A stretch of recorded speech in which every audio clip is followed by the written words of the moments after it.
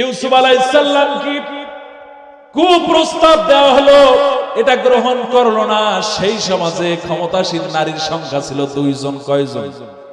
দুইটারই চরিত্র একদম বাজে।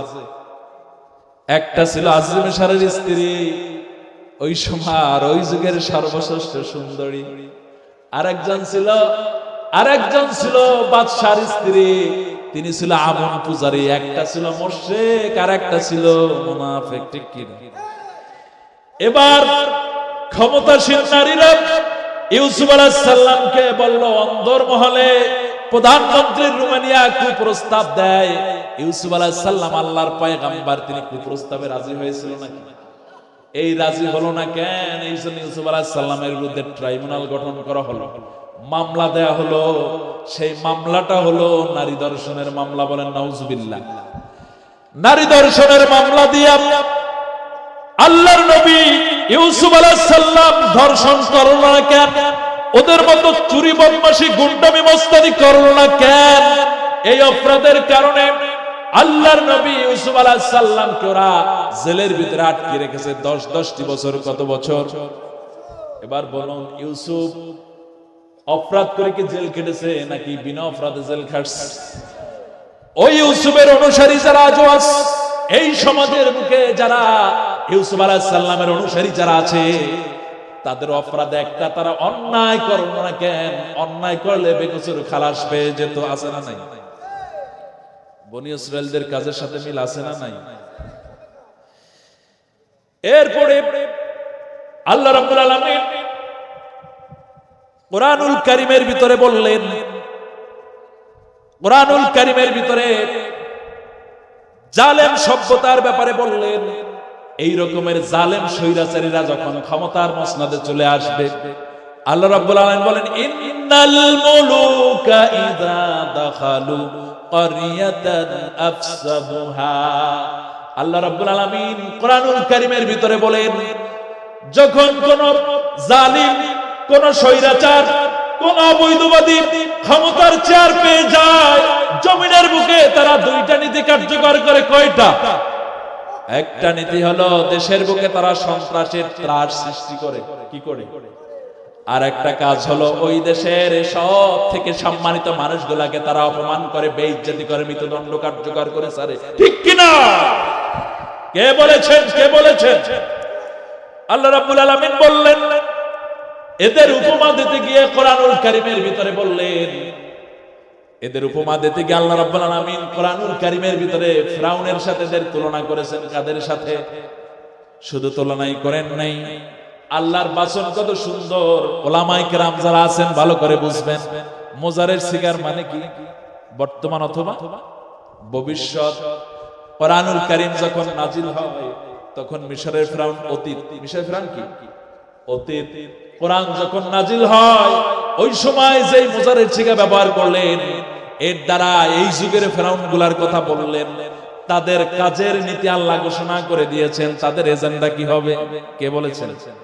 আল্লাহ রাব্বুল আলামিন কোরআনুল কারীমের ভিতরে বললেন। আল্লাহ রাব্বুল আলামিন কোরআনুল কারীমের ভিতরে বলে দিয়েছেন, ইন্না ফিরআউনা আলা ফিল আরদি ওয়া জাআলা আহলাহা শিয়াআন ইস্তাদঈফু তাঈফাতান মিনহুম ইউযাব্বিহু আবনাআহুম ওয়া ইস্তাহয়ী নিসাআহুম। আল্লাহ রাব্বুল আলামিন যতগুলো সিগা বলেছেন, ইউযাব্বিহু, যাব্বাহা, ইউযাব্বিহু সিগাটা মাজি নাকি মুজারে? মুজারে। জোরে বলেন। মুজারে। যদি আল্লাহ রাব্বুল আলামিন এখানে যাব্বাহা বলতেন, মাজি বলতেন, তাহলে এর অর্থ তো মিশরের ফিরাউন যেটা শুয়ে আছে, মিশরের জাদুঘরের ভিতরে যেটা শক্ত হয়ে আছে, রে পোকায়ও খায় না, মাছেও খায় না, শুটকি বানায়া আল্লাহ রাব্বুল আলামিন শুটকি বানায় রাখছেন কোরআনের আয়াতটাও, যাতে করে নব নব ফেরাউনেরা ওর দাদা ফেরাউনকে দেখে দেখে শিক্ষা গ্রহণ করতে পারে। কিন্তু শিক্ষা গ্রহণ করে নাকি? করে না। এবার আসুন, আল্লাহ রাব্বুল আলামিন বললেন, হে নবী, জমিনে ফেরাউন আরো আসতেছে ভবিষ্যতে।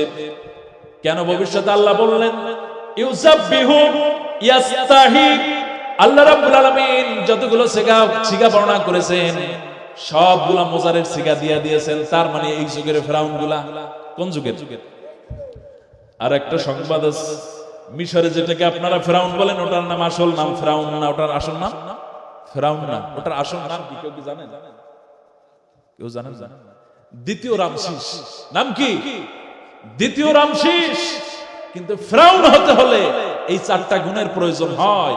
ও নবী, ভবিষ্যতে কিছু ফেরাউন আসবে, টাটকা টাটকা 100% নির্বাচাল সমাজে ফেরাউনরা শাসন কার্য পরিচালনা করবে। তাদের ভিতরে যদি এই চারটা আলামত দেখেন, বলে দেন উম্মতদেরকে এরাই হলো আসল ফেরাউন, ঠিক কি না? শুনবেন না? থাকবে আজকে থাক। কষ্ট হচ্ছে আপনাদের, অনেক রাত হয়ে গিয়েছে, আলোচনা শেষ করে দিব, 12:30 বেজে গেছে প্রায়। ইন্না ফিরআউনা আলা ফিল আরদ, আমার আল্লাহ রাব্বুল আলামিন বলেন ফিরআউন যখন রাষ্ট্রের প্রতিনিধিত্ব করবে, ক্ষমতার মসনদে আসবে, তখন তারা 4 দফা কাজ করবে। কয় দফা? কে ঘোষণা করেছেন? আমার আল্লাহ রাব্বুল আলামিন কোরআনুল কারীমের ভিতরে বলেছেন আলা ফিল আরদে, সন্ত্রাসী ভাবে রাষ্ট্র চালাবে। কিভাবে? সন্ত্রাসী ভাবে রাষ্ট্র চালানোর মতো টাটকা ফেরাউন আছে না নাই? এরপরে 2 নম্বরে ওয়াজালা আহলাহা শিয়াআন ইয়াস্তাদিফু তাইফাতাম মিনহুম, এরপরে দেশের ভিতর থেকে তাইফাতাম মিনহুম, অনেকগুলো দলের ভিতর থেকে একটা দলকে ধরে ধরে সাইজ করবে, দুর্বল করবে, আর একটা দলকে ধরবে নির্যাতন করে করে সাইজ করে দুর্বল করে রাখবে, যাতে করে সব দল ঐক্যবদ্ধভাবে ফেরাউনের ক্ষমতার মসনদ থেকে হঠাতে। আপনারা বুঝেন না আমার আলোচনা? হঠাতে আপনার জবাব দিবেন না। এবার 2 নম্বর আলামত, দলদেরকে এক এক দলকে ধরে ধরে যদি নির্যাতন করে করে দুর্বল করে দেয়, সমাজে এমন দল আছে না নাই? ওটা হলো ফিরআউনের 2 নম্বরের গুণ, 2 নম্বরের ক্যারেক্টার, 2 নম্বরের চরিত্রকে ঘোষণা করেছেন। আবার আল্লাহ রাব্বুল আলামিন কোরআনুল কারীমের ভিতরে জানিয়ে দিয়েছেন ইউযাব্বিহু আবনাআহুম। আল্লাহ রাব্বুল আলামিন কোরআনুল কারীমের ভিতরে বলেন নাই বানাতাহুন্না, আল্লাহ রাব্বুল আলামিন বানাত বলেন নাই। ওরা মৃত্যুদণ্ড কার্যকর করবে অন্যায় ভাবে জুলুম নির্যাতন করে করে, মেয়েদেরকে না পুরুষদেরকে। কাদেরকে? আপনা কি মেয়ে সন্তান নাকি পুরুষ সন্তান? হুজুর আপনা মানে কি? পুরুষ সন্তান। জোরে বলেন, পুরুষ সন্তান। বানাত আল্লাহ রাব্বুল আলামিন বলেন নাই কোন পুরুষদেরকে হত্যা করবে, অন্যায় ভাবে মৃত্যুদণ্ড কার্যকর করবে ফেরাউন গুলো, ওই সকল সন্তানদেরকে, যেই সন্তানেরা, যেই সকল মুসারা ফেরাউনকে ক্ষমতার মসনদ থেকে পা ধরে ছেঁচড়াইয়া নামাতে সক্ষম, ওই পুরুষদেরকে মৃত্যুদণ্ড কার্যকর করবে। কোন শ্রমিককে নয়, মজুরকে নয়, ড্রাইভারদেরকে নয়, চাকরিজীবীদেরকে নয়। কারণ ফেরাউন মৃত্যুদণ্ড কার্যকর করেছিল তৎকালীন সময় ওই সকল মুসাকে না আসতে দেওয়ার জন্য দেশের সব পুরুষ লোকদের একবার মৃত্যুদণ্ড কার্যকর করেছে, বাচ্চাদের, যাতে করে ওই জাতির ভিতরে, যেই জাতির ভিতরে মুসারা আছে, বুঝেন না, যাতে মুসা আসতে ফেরাউনের অবৈধ ক্ষমতার মসনদ থেকে যেন মুসারা হটাতে না পারে। এই জন্য ফেরাউনের কাজ হলো আল্লাহ রাব্বুল আলামিন ঘোষণা করে দিয়েছেন মুসার যোগ্য উত্তরসূরিদেরকে, পুরুষ সন্তানদেরকে তারা মৃত্যুদণ্ড কার্যকর করবে। ইউযাব্বিহু আবনাআহু, কোন লোকদেরকে মৃত্যুদণ্ড কার্যকর করবে? বুঝছেন আপনারা? এরপরে কয়টা গেল? কয়টা? 3টা। কি কি? 1 নম্বরে সন্ত্রাসী, 2 নম্বরে নির্যাতন, 3 নম্বরে যোগ্য পুরুষ লোকদের দেশ থেকে মৃত্যুদণ্ড কার্যকর করা। 4 নম্বরে কাজ হলো আমার আল্লাহ রাব্বুল আলামিন বলেন ওয়ায়াস্তাগিনিসাহুম, আমার আল্লাহ রাব্বুল আলামিন বলেন লাশিয়ান খাইনা, যদি 4 নাম্বারটা মিলে যায়, লা শাক্কা, কোনো সন্দেহ নাই, নির্বাজাল টাটকা 100% ফেরাউন ক্ষমতার মসনদে বসা মুসলমান, দেখে কেন চিনো না?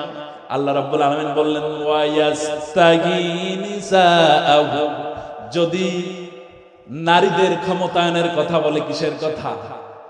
নারীদের ক্ষমতায়নের কথা যদি বলে ফেলায়, তাহলে বুঝে না ভাই, চারটা গুণ যদি কারো ভিতরে থাকে, আল্লাহ রাব্বুল আলামিন আয়াতের শুরুর দিকে বলেছেন ইন্না ফিরআউন, নিঃসন্দেহে চারটা ফিরআউন ক্ষমতার মসনদে বসা। আল্লাহ রাব্বুল আলামিন কুরআনুল কারীমের ভিতরে বললেন ইয়া আইয়ুহাল্লাযীনা আমানু লা তাত্তাখিযুল ইয়াহুদ ওয়ান নাসারা, হে ঈমানদারগণ, ইহুদি নাসারাদের সাথে বন্ধুত্ব স্থাপন করো না। ফিরআউন কি শোনে না কিতা? এরপরে আসুন, আল্লাহ রাব্বুল আলামিন কুরআনুল কারীমের ভিতরে বলে দিয়েছেন, কুরআনুল কারীমের ভিতরে আল্লাহ রাব্বুল আলামিন বলে দিয়েছেন যে এই সমস্ত জালিম অবৈধবাদী ফিরআউনগুলার ইত্তেবা তোমরা করো না। লা তারকানু ইলাল্লাযীনা যালামু, কার কথা? কোন জালিম, কোন স্বৈরাচার, কোন জুলুমবাদীর কোন ইত্তেবা কোন মুসলমানের বাচ্চায় করতে পারবি না। কার ওটা?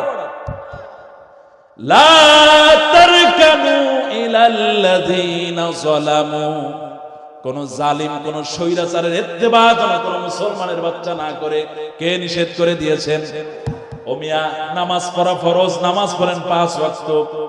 ওই নামাজের ভিতরে আল্লাহ রাব্বুল আলামিন জালিম স্বৈরাচারদেরকে নিষেধাজ্ঞা দিয়েছেন। যারা আল্লাহর কুরআনুল কারীমের উপরে নিষেধাজ্ঞা দিয়েছ, আল্লাহকে সব ক্ষমতার উৎস বলার কারণে ইসলামের উপরে জালেমরা যখন নিষেধাজ্ঞা দিয়েছে, যখন তাদের অনুমতি ক্যান্সেল করে দিয়েছে, আল্লাহ রাব্বুল আলামিন কুরআনুল কারীমের ভিতরে তোর বাপ দাদা পূর্বপুরুষদেরকেও নিষেধাজ্ঞা দিয়েছে। তাগুদের দল, মুনাফিকদের দল, স্বৈরাচারদের দল যারা আছো, আল্লাহ রাব্বুল আলামিন আসল জায়গায় আসল কথা ঢুকিয়ে দিয়েছে। আল্লাহ রাব্বুল আলামিন কুরআনুল কারীমের ভিতরে বলে দিয়েছেন গায়রিল মাগদুবি আলাইহিম ওয়ালাদ-দাল্লিন। আল্লাহ রাব্বুল আলামিন কেন দলের কথা সূরা ফাতিহার ভিতরে কেন বললেন? মাগদুব বলতে পথভ্রষ্টদের দল, ফিরআউনের দল, নমরুদের দল, মানুষের তৈরি করা দল, শয়তানের দেখানো পথ। আল্লাহ রাব্বুল আলামিন সেই দলের কথা ঘোষণা করে দিয়া দুইটা নিষেধাজ্ঞা দিয়েছেন। একটা হলো গয়র মানে আলাদা, গয়র মানে ব্যতীত। মাগদুব পথভ্রষ্ট দলের থেকে মুসলমানদেরকে আলাদা থাকার জন্য কে বলেছেন? আবার দল্লিন পথভ্রষ্ট দলের কথা বলতে গিয়ে আগে একটা নাহির লাগ লাগিয়ে দিয়েছেন, যাতে করে এই লা দিয়া আর গয়র দিয়া মানুষের তৈরি করা, শয়তানের তৈরি করা, বাপ দাদার নিজেদের তৈরি করা যত দল জমিনের বুকে আছে, আল্লাহ রাব্বুল আলামিন সূরা ফাতিহার ভিতরে দলের ঘোষণা কেন করলেন? কারণ মুসলমানেরা নামাজ যদি পড়তে হয়, লা সালাতা ইল্লা বিফাতিহাতিল কিতাব, সূরা ফাতিহা ছাড়া নামাজ হবে না মুসলমান। ওই নামাজ যখন পড়বি, নামাজের ভিতরে আসল জায়গায় আসল কেরামতি ঢুকাই দিলেন আল্লাহ রাব্বুল আলামিন, যাতে করে নামাজ বারবার নামাজের ভিতরে এই কথা বলার পরে, যাতে করে এই কথা আল্লাহ রাব্বুল আলামিন দলের গুরুত্ব দিতে গিয়া সূরা ফাতিহার ভিতরে দৈনিক 5 ওয়াক্ত নামাজে কতবার পড়েন, নফল নামাজে পড়েন, তারাবির নামাজে পড়েন, সুন্নাত নামাজে পড়েন, তাহাজ্জুদের নামাজে পড়েন, যখনই নামাজে দাঁড়িয়ে যান তখনই সেই সূরা ফাতিহা পড়েন। আর ফাতিহার ভিতরে আল্লাহ রাব্বুল আলামিন দলের কথা ঢুকিয়ে দিয়েছেন, যাতে করে দুনিয়ার মানুষ দল যত বলতে না যাও, দল দুইটা, দল কয়টা? আসহাবুল মাইমানা ওয়া আসহাবুল মাশআমা, এই দুইটা দল নির্ধারিত চূড়ান্ত হয়ে গিয়েছে জেরুজালেম থেকে। একটা হলো দাজ্জালের দল, আর একটা হলো ইমাম মাহদী আলাইহিস সালামের দল। ইমাম মাহদীর অনুসারীরা, তুমি যে সিলসিলায় থাকো, নিজামে ইসলাম আর তাবলীগ ইসলাম আর হেফাজতে ইসলাম, যে ইসলামে থাকো না কেন, তোমার যদি মিশন হয় আল্লাহর কোরআন হবে সংবিধান, তাহলে তুমি ইমাম মাহদী আলাইহিস সালামের অনুসারী, তোমার সংবিধান তো হবে কোরআন। আর যদি তোমরা ইহুদি হও, নাসারা হও, ইহুদিদের পাঁচ আটা খরিদ করা গোলাম হও, মুশরিকদের গোলাম হও, যেই গোলাম হও না কেন, তোমার মিশন যদি হয় শয়তানের তাগুদের তৈরি করা, দিন কায়েম করা যদি মিশন হয়ে যায়, তাহলে তুমি তো আমার দলে, দাজ্জালের দলে। আর ওই দাজ্জালের ইহুদিদের কাজের সাথে এদের নাতিপুতিদের সেলাদের কাজের সাথে মিল আছে না নাই? কিভাবে মিলে বুঝছেন নাকি আমার বানানো কথা? আল্লাহ রাব্বুল আলামিন জালিমদের জুলুমের লাগাম টেনে ধরার জন্য আল্লাহ রাব্বুল আলামিন বললেন ওয়াতাসিমু বিহাবলিল্লাহি জামিআ ওয়ালা তাফাররাকুন। আল্লাহ রাব্বুল আলামিন কোরআনুল কারীমের ভিতরে বললেন তোমরা যারা ইসলামপন্থী আছো সব আগে একত্রিত হতে হবে। কি হতে হবে? এক প্ল্যাটফর্মে চলে আসতে হবে। ওয়ালা তাফাররাকুন, এক হুজুর আর এক হুজুরের বিরুদ্ধে চারণ করা যাবে না। যিনি চরমনাই, যিনি সারসিলাম, যিনি জামাত ইসলাম, নিজাম ইসলাম, হেফাজত ইসলাম, তাবলীগ ইসলাম, যেই ইসলামে তুমি থাকো না কেন, ইসলামপন্থীরা যেন কখনোই আলাদা না হয়ে যায় কারওয়াডা। এই ভুল আমরা আজকের সংশোধন হতে পারছি নাকি? পারি না। এই জন্যই দুর্ভোগ। এই জন্য আগে আসতে হবে, এক হতে হবে। ওয়ালা তাফাররাকুন, কখনো পার্থক্য হওয়া যাবে না। এরপরে কি করতে হবে? আল্লাহ রাব্বুল আলামিন বললেন উযিনা লিল্লাযীনা ইয়াকতুলুনা বিআন্নাহুম যুলিমু। ঐক্যবদ্ধভাবে যদি মিশন চালাতে পারো, জালিমদের লাগাম টানে দেওয়ার জন্য জিহাদ করো। আল্লাহ রাব্বুল আলামিন কিতাল করার জন্য পারমিশন দিয়ে দিলেন এই আয়াতের ভিতরে। জালিমদের জুলুম থেকে জাতিকে বাঁচানোর জন্য আল্লাহ রাব্বুল আলামিন এই জন্য বললেন ওয়া মালাকুম লা তুকাতিলুনা ফি সাবিলিল্লাহ ওয়াল মুস্তাদআফিনা মিনার রিজাল ওয়ান নিসাই ওয়াল ওয়ালদান। সমাজের, রাষ্ট্রের, দেশের দুর্বল পুরুষেরা, ওই দেশের নারীরা, ওই দেশের শিশুরা আল্লাহর কাছে আর্তনাদকে দেখে করে করে বলে আল্লাহ তোমার সাহায্য কখন আসবে? তুমি এমন একজন অভিভাবক আমাদের জন্য প্রেরণ করে দাও। এমন একটা মুহূর্ত কি আমার বাইরে এখনো হয় নাই? এখনই কি হয় নাই? আল্লাহ রাব্বুল আলামিন ওই সময়ের জন্য বলেছেন, আল্লাহ রাব্বুল আলামিন আপনাদের দিকে ইঙ্গিত করে বলেছেন ওয়া মালাকুম লা তুকাতিলুনা ফি সাবিলিল্লাহ। কেন ঘরে বসে রয়েছো? তোমাদের কি হলো? কেন এখনো জিহাদ করো না?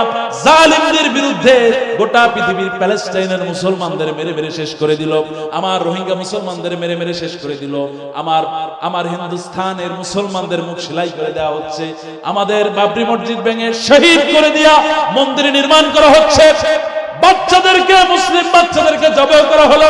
আল্লাহ রাব্বুল আলামিন বললেন ওয়া মালাকুম লা তুকাতিলুনা ফি সাবিলিল্লাহ। তোমাদের কি হলো? এখনো কেন জিহাদ করো না? এখনো কেন? ও মুসলমান সন্তানেরা, ও মুসলমান যুবকেরা, নামাজ পড়া যেমন ফরজ, হজ করা যেমন ফরজ, রমজানের রোজা রাখা যেমন ফরজ, যাকাত দেওয়া যেমন ফরজ, সব ফরজের বড় ফরজ হলো আকিমুদ্দিন, দ্বীন কায়েম করা। আমি জানতে চাই আমার যুবক ভাইরা, নামাজ যদি কায়েম করো নামাজ থাকবে না, পড়তেও পারে নাও পড়তে পারে, কিন্তু যদি দিন কায়েম করে ফেলাও, দিন কায়েম হয়ে গেলে নামাজ আর কায়েমের আন্দোলন করা লাগবে না, নামাজ এমনি কায়েম হয়ে যাবে। আরেকটা বিষয় জানো, নামাজের ব্যাপারে আল্লাহ রাব্বুল আলামিন কোরআনুল কারীমের ভিতরে কত জায়গায় তাকিদ দিয়েছেন? 82 জায়গায়। আকিমুস সালাহ, আকামুস সালাহ, বান্দা নামাজ কায়েম করো, নামাজ কায়েম করো। আমার ভাইরা, বিশ্ব নবী, আল্লাহর নবী নামাজ কায়েম করতে গিয়া জিহাদ তরক করেন নাই। দিন কায়েম করতে গিয়ে আল্লাহ রাব্বুল আলামিনের হাবিব 14 ওয়াক্ত নামাজ কাজা করে দিয়েছে। তার মানে যদি দিন কায়েম হয়ে যায়, এই সমাজের 92% মুসলমান, এই মুসলমানদের রাষ্ট্রীয় সংবিধান যদি আল্লাহর কোরআন আমরা বানাতে পারি, তাহলে সংসদ ভবনের প্রতিটি আইন ও কানুন যদি কোরআনুল কারীম দিয়ে হয়ে যায়, তাহলে আমার দেশের যুবকেরা মাদকাসক্ত হতে পারবে না, আমার দেশের যুবতীরা দর্শিত হবে না, কলেজ ইউনিভার্সিটি গুলাকে পতিতালয় বানানো যাবে না। এই জন্য আমার বাইরে আসুন, আর কোন দল নয়, আর কোন মত নয়। শেষ বেলা কালেকশন হয় নাকি? শেষ হবে? শেষে হয় না, আগে উঠে যাবে।